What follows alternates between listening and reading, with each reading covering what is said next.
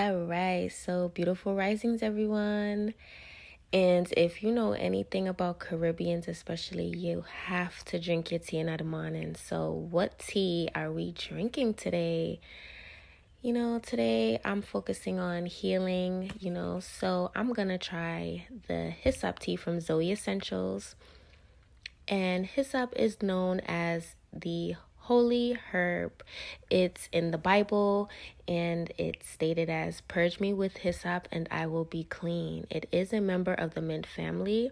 It can aid in poor circulation, upper respiratory illness, asthma, cough, sore throat, gallbladder disease as well, poor appetite, UTIs, and upset stomachs. Okay, so it has antioxidant properties, so therefore it is going to help to protect your cells against free radicals in the body. And it's also basically like a cleansing herb, so enjoy.